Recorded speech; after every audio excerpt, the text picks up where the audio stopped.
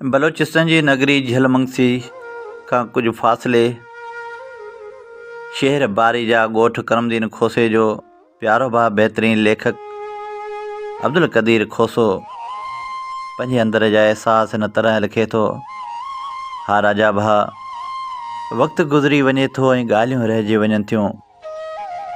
बसि पंहिंजे ॻोठ खां परे, पंहिंजे प्यारनि खां परे हींअर रोशनियुनि जे शहर कराची में आहियां। पर सच पुछी त ही डिसंबर जा ॾींहं अंदर में वढ विझनि था ऐं डिसंबर जॾहिं बि ईंदो आहे तॾहिं अलाए छो रुआरे छॾींदो आहे। डिसंबर जॾहिं बि ईंदो आहे तॾहिं इहो अहसासु ॾियारींदो आहे त साल गुज़री ख़तमु थियण वारो आहे। डिसंबर पहुचण वारो आहे ऐं अलाए छो दिलि ते उदासी ऐं अकेलाई महसूसु थिए थी। उहे प्यारा माण्हू, उन्हनि जूं यादूं वकोड़े वॼनि थियूं। डिसंबर हाण जे ईंदो, खुलियल घरड़ो अची ॾिसंदो, डिघे निम जी उदासाई अकेलो अची लहंदो। डिसंबर हाण जे ईंदो, घटाउनि जो डिघो लम्हो ज़हन जे उभरियल ते पखिड़ियल सवें सोचूं अची ॾींदो। डिसंबर हाण जे ईंदो,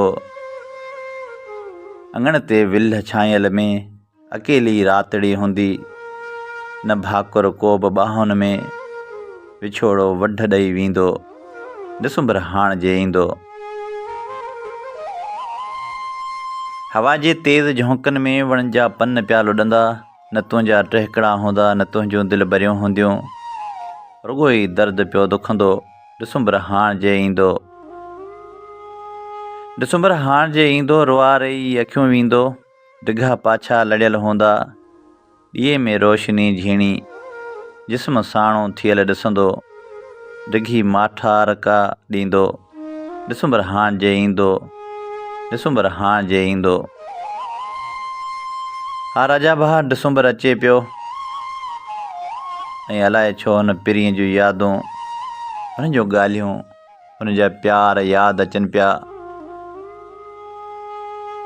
डिसंबर हज़ारे अखियूं आलियूं करे वेंदो आहे, पर आउं हींअर डिसंबर खे इहे मयारो ॾियां थो ऐं इल्तिजाऊं करियां थो त असांजे हाल ते रहम करे उन प्यारे पिरीअ सां मुलाक़ात थी पवे, उन जो दीदार थी पवे,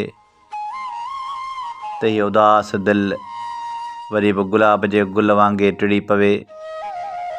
उन प्यारे पिरीअ जा प्यार भला विसरंद कीअं विसरनि, उन जूं मोहबतूं भला विसरंद कीअं विसरनि।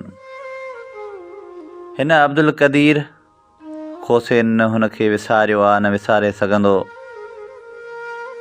हीअ अब्दुल कदीर खोसो अॼु बि पंहिंजे प्यारे पिरीअ खे यादि करे तन्हाईअ में वेही लुड़क हारे थो ऐं हुनखे सारे थो। उन महबूब माण्हू खे ॾिठे के ॾींहं थी विया आहिनि, दिलि ज़ारो कतार रोए थी हुन जे दीदार लाइ। मूंखे उमेदु आहे त डिसंबर खां पहिरीं या डिसंबर जे हूंदे, पर हिन ई साल हुन जो दीदार ज़रूरु थींदो। छो जो ही साल गुज़री वियो त दिलि में ॾुखु रहिजी वेंदो त साल गुज़री वियो ऐं दिलि भर जो दीदार न थियो। मूंखे पक आहे पंहिंजे पिरीअ जो दीदार ज़रूरु थींदो। हुन जो चंड जहिड़ो चहिरो ॾिसंदुसि, हुन सां कचहरियूं ऐं कुर्ब थींदा, मोहबतूं ऐं मज़ाक़ूं थींदियूं। हा, पंहिंजे प्यारे पिरीअ जो दीदार ज़रूरु थींदो।